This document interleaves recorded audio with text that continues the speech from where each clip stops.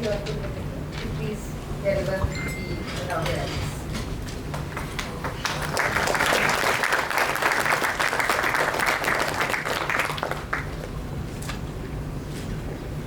Dr. Mangu Singh ji, President, Tunneling Association of India. Mr. Param Sivan, Co-Chairman, IKI Transport. Mr. Shailesh Pathak, Secretary General, IKI.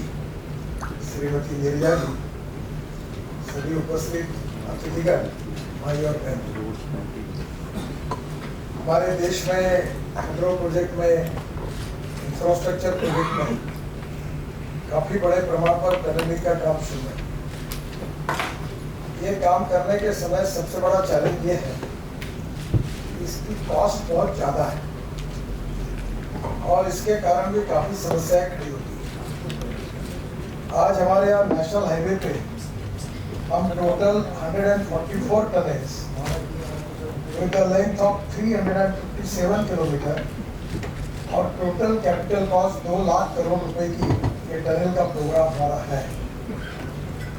Tunnels under operation जो हमने complete किए हैं वो 30 पूरी हुई है, 45 kilometre. Tunnels under implementation ये 60 number है, ये 120 किलोमीटर है, आने वाले 1.5 साल में ये पूरी होगी। और टनल्स अंडर डीपीआर वो 54 है, वो 192 किलोमीटर है। ऐसी टोटल 144 नंबर्स और टोटल 357 किलोमीटर और 2 लाख करोड़ का ये प्रोग्राम है। जो नए प्रोजेक्ट्स हमने आइडेंटिफाई किए जो इस प्रोग्राम में नहीं आए हैं, कम से कम और 1 लाख करोड़ के टनल इसमें आने वाले 2 साल में ऐड होंगे। एक तो शिराड़ी घाट का कर्नाटक की एक बड़ी टनल 15,000 करोड़ की है, तो ऐसे बहुत से प्रोजेक्ट वो भी ऐड होंगे। पहली बात तो ये है कि हमारी हाइड्रो प्रोजेक्ट्स, बाद में हमारी इंफ्रास्ट्रक्चर प्रोजेक्ट्स, उसमें रेलवे और रोड दोनों को देखते हुए there is a huge potential for tunneling in India. और इसलिए मैं ये मानता हूँ कि इसको प्रोफेशनली एक एप्रोप्रिएट विजन के साथ इसका अध्ययन और रिसर्च होना बहुत आवश्यक है। सबसे पहले मैं फिक्की को धन्यवाद दूंगा कि उन्होंने सभी एक्सपर्ट को, इंटरनेशनल एक्सपर्ट को बुलाकर इसके डिटेल में जाकर इसके बारे में उन्होंने सोचा है। अभी विशेष रूप से हमारे अध्यक्ष जी बात कर रहे थे तो उन्होंने कहा कि जो टेक्निकल और फाइनेंशियल क्वालिफिकेशंस है, मनु सिंह जी बोल रहे थे, उसमें क्या उन्होंने उसमें क्या अंदर क्या रखा था।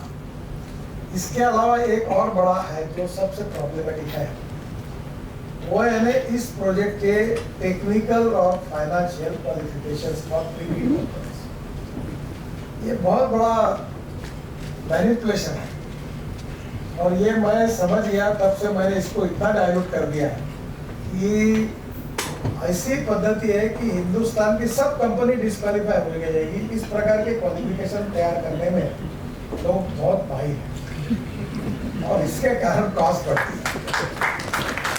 तो पहली बात तो, और वो भी ऐसा है कि अभी मैंने हमारे यहाँ टनल का काम करने वाले बीआरओ को कहा था हमारी पॉलिसी स्वीकार करोगे तो तुमको काम देंगे और तुम अलग क्वालिफिकेशन तैयार करोगे तो भूल जाओ, तुमको काम नहीं देंगे।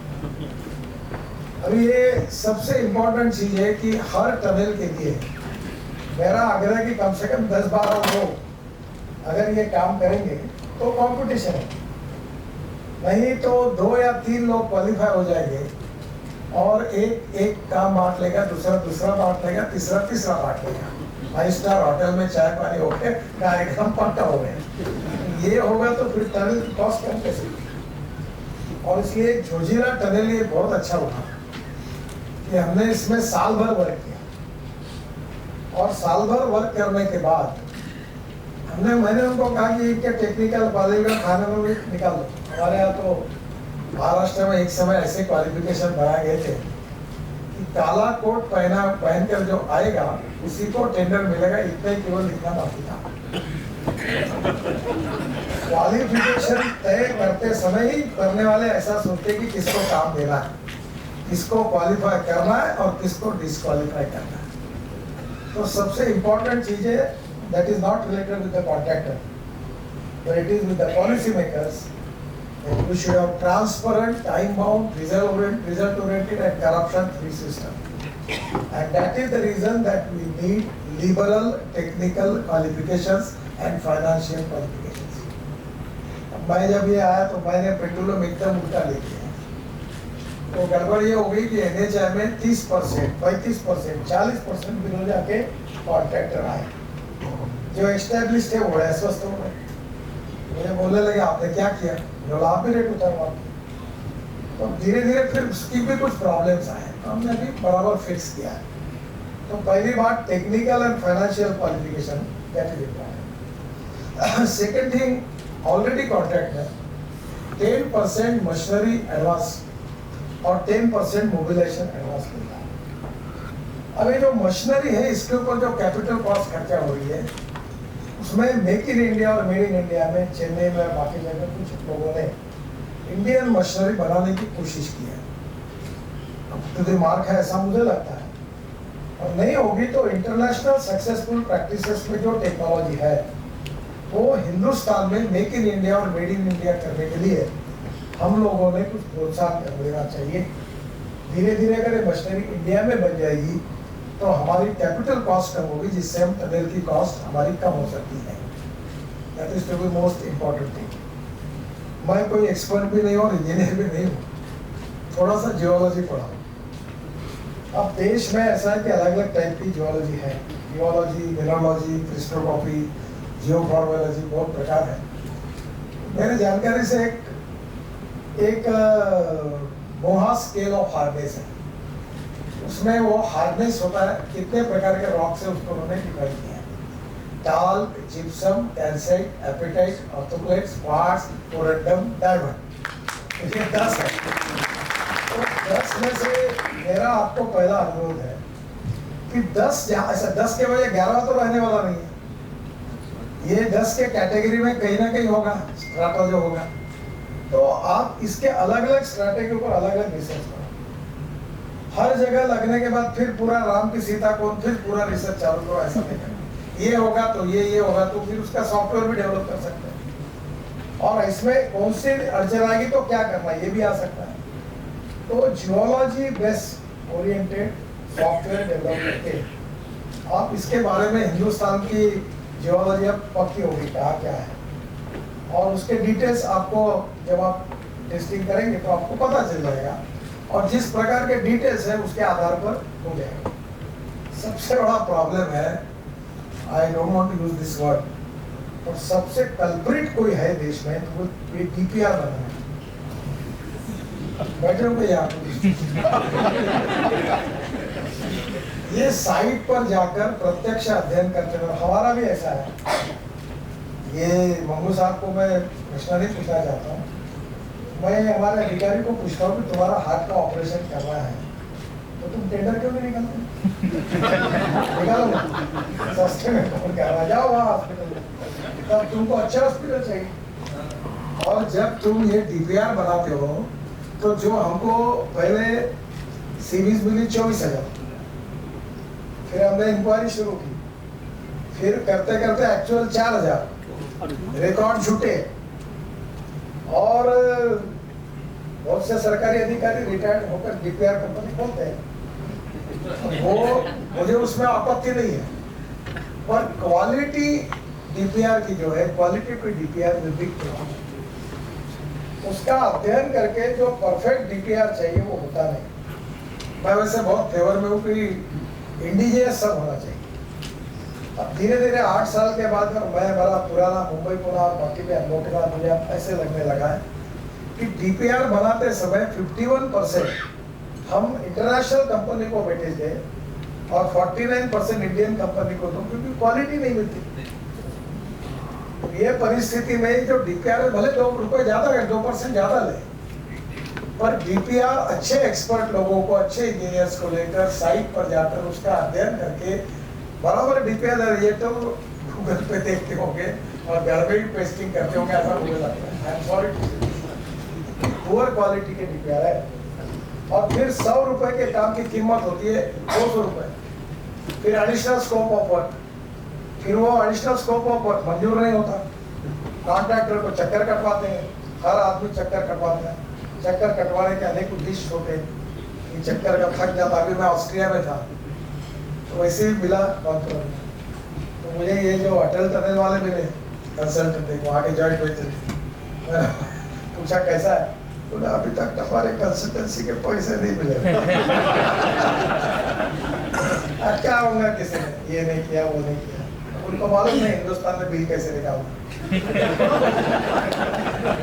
क्यों तकलीफ देते हैं? We should be transparent, time bound, result-oriented, and corruption-free and quality. That is the most important thing. Before tunneling के पहले DPR क्वालिटेटिव कैसे बने, ये आप एक बार अध्ययन करें। और if you have a software कि जिसमें कौन से रॉक फॉर्मेशन में किस प्रकार का हम लोग जाए, इसके बारे में अगर आप पहले से अध्ययन करके जाएंगे तो मुझे लगता है that will be more effective. तीसरी बात ऐसी है कि कॉस्ट ऑफ कंस्ट्रक्शन को कम करना और क्वालिटी ऑफ कंस्ट्रक्शन को इम्प्रूव करना, ये एजेंडा ही नहीं है। एस्टिमेट बनाने वाला तो ऐसा करता है, उसका घर का कोई पैसा लगता ही नहीं, धनाधन चढ़ाते जाता है। कहीं तो भी we need to reduce the cost of construction without compromising the quality. हमने जोजिला टनल पर, ये बहुत अच्छी हिस्ट्री है, ये 5 बार टेंडर और चौथी बार जब मेरे पास आई तब इसकी कॉस्ट 12,000 करोड़। तब मैंने कहा ये कॉस्ट क्यों बढ़ रही है, और 1 साल हमने खर्चा किया। मैं जब मुंबई पुणे एक्सप्रेस हाईवे पे मैंने टनल बनाई तो एससीसी कंपनी में धर्माधिकारी करके थे, मेरा उनका काफी संबंध था, तो वो रिटायर्ड हो गए, उनको मैंने मेरा एडवाइजर करके लिया और 1 साल एसोसिएट के साथ बैठकर काफी अध्ययन किया, मैंने भी किया, और हमने उसके टेक्निकल फाइनेंशियल क्वालिफिकेशन बदले काफी कुछ बातें बदली। और बाद में अब हमारी टनल अभी 60%, कितना 60 की 50% हुई, 40% हुई है, 40% हुई। अब इनको पीछे लगा अच्छा काम कर रही है। मैंने उनको कहा कि 1 साल में पूरा करो, कर रहे। बहुत कठिनाई है, बहुत एक्सीडेंट्स हुए, हादसे हुए। सही बात है कि काम करना -8 डिग्री -6 डिग्री पर काम, -27 सर, -27, आप समझ लो कितना, and not for 1 or 2 days, for 4 to 5 months. -27, आप समझो क्या कैसे काम, और उसी में भी लोगों ने काम किया। आई रियली अप्रिशिएट, इस कठिनाई में काम किया और काफी काम हो गया। तो मुझे लगता है कि ये जो एडवर्स हमारी प्रॉब्लम्स है सब, इसके ऊपर अध्ययन करके, रिसर्च करके हमें इसके सोल्यूशन निकालने होंगे। अब इन्होंने वहाँ काम करने लोगों का यूनिफॉर्म कैसा होगा, वो खाना कैसे स्टोर करेंगे, वो कहाँ कैसे रहेंगे, उनकी बाकी व्यवस्थाएं कैसी होगी, ये बहुत प्लानिंग करना पड़ता। और इसके लिए निश्चित रूप से आने वाले समय में world standard, international standard, successful practices, successful technology, successful innovations, इसके आधार पर हमको पूरी तैयारी देश में करनी होगी। और उसमें हमारा अप्रोच यही होना चाहिए कि कॉस्ट ऑफ कंस्ट्रक्शन को कम करना और क्वालिटी ऑफ कंस्ट्रक्शन को इम्प्रूव करना, 2 चीजें इंपॉर्टेंट। टनलिंग के बाद जो मटेरियल निकलता है वो मटेरियल को हम रीयूज कर सकते, इसके लिए भी हमें रोड में इधर उधर तो कॉस्ट हमारी कम होगी। कहीं ना कहीं ये संभव है, कठिन है पर असंभव नहीं है। अभी दिल्ली का रिंग रोड हमने बनाया, ये काम लगभग 2-3 महीने में पूरा होगा, UA2 का। तो वो बहुत इम्पोर्टेंट रोड है, जो रोड है कि जो हम लोग पानीपत से आते हैं पेरिफेरल रोड के बाद, वहाँ से द्वारका और एयरपोर्ट 25 मिनट में जाए, और ऐसे जाएंगे तो हमको 2 घंटे लगते हैं। तो नेचुरली दिल्ली के लिए इम्पोर्टेंट है। वहाँ उस रोड पर दिल्ली में 3 माउंटेन है कचरे की, तो 20 लाख टन कचरा हमने रोड में डाला है। और अब हम पॉलिसी बना रहे हैं कि हर म्यूनिसिपल कॉर्पोरेशन में जो म्यूनिसिपल वेस्ट है उसको रोड कंस्ट्रक्शन में कैसे यूज करना। अभी जोड़े रोड अहमदाबाद में हमने 20 लाख टन डाला। तो मेरा आपसे अनुरोध है कि किसी भी प्रकार का मटेरियल होगा उसका किस प्रकार से यूटिलाइजेशन करके to save money is to earn money, इसके आधार पर सेविंग कैसे हो सकता है, कॉस्ट कैसे कम हो सकती है, ये इम्पोर्टेंट चीज है। मैं तो इस वक्त का हूँ कि अब कंस्ट्रक्शन इक्विपमेंट में अभी वो तरुण कपूर साहब का रिपोर्ट है, कल ही मेरे यहाँ प्रेजेंटेशन हुआ। डीजल के बारे में उन्होंने क्या कहा आपको मालूम है? I don't make any comments on it. पर अब मैं आपको बताता हूँ कि डीजल मशीनरी को डिस्करेज करना चाहिए। आप 100% इलेक्ट्रिसिटी यूज करिए, और इलेक्ट्रिसिटी नहीं होती तो मिथेनॉल करिए। मिथेनॉल 25 रुपए लीटर है, इथेनॉल 60 रुपए लीटर है। तो मुझे आपसे एक कहना है कि हम लोग फ्यूल में भी काफी कॉस्ट बचा सकते हैं। तो इलेक्ट्रिक वहाँ एम्पल कैसे मिले बड़े बड़े प्रोजेक्ट में करने के लिए, पहले ही टेंडर के पहले वहाँ कोई इलेक्ट्रिक का स्टेशन, पावर स्टेशन तैयार करके उतनी कंटिन्यूअस पावर इलेक्ट्रिक मशीनरी को मिलने के बारे में हमने टेंडर के पहले ही प्रोविजन करनी चाहिए। तो इलेक्ट्रिक ही चीपर है, और डीजल के कारण हमारी कॉस्ट बहुत बढ़ती है। 1000 करोड़ का हमारा प्रोजेक्ट है रोड का, तो 100 करोड़ फ्यूल पे जाते हैं। अगर 100 में से अगर हमने इलेक्ट्रिक की तो 100 करोड़ की कॉस्ट 15 से 20 करोड़ का।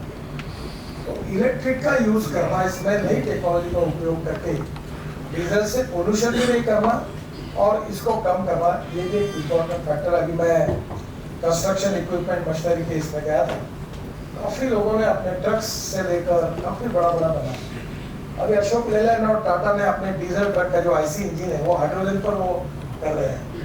तो आने वाले समय में कॉस्ट बचाने में डीजल पेट्रोल से मुक्ति पाकर पोल्यूशन भी कम करना और कॉस्ट को बढ़ाना, ये भी इम्पोर्टेंट है। एक और एक बात है कि जो रेलवे के लिए टनल बनाते हैं रोड के लिए डिस्क्वालीफाई करते, जो रोड के लिए बनाते हैं रेलवे के लिए डिस्क्वालीफाई करते, जो दोनों बनाते हैं वो हाइड्रो प्रोजेक्ट के लिए करते। ये सब स्टाइल है, ये मुझे मालूम है इसके सीक्रेट। अभी जो टनल है तो आप सब जगह एक बार जिसने टनल बनाए, पैजामा सिलाता है वो फुल पैंट सिला सकता है, सिलाता है वो पैजामा सिला सकता है। ये इसमें ये क्यों डिफरेंशिएशन करना चाहिए? तो टोटल एक यूनिफॉर्म पॉलिसी सरकारी स्तर पर हम करें, और उसमें हम लोग कॉस्ट ऑफ कंस्ट्रक्शन को कम करने के लिए टेक्निकल क्वालिफिकेशन में कॉन्ट्रैक्टर के बारे में सिलेक्ट करते हुए सब क्वालिफिकेशन को माने। मुझे मालूम है जोजिला के लिए ऐसे ऐसे लोगों को डिस्क्वालीफाई किया था,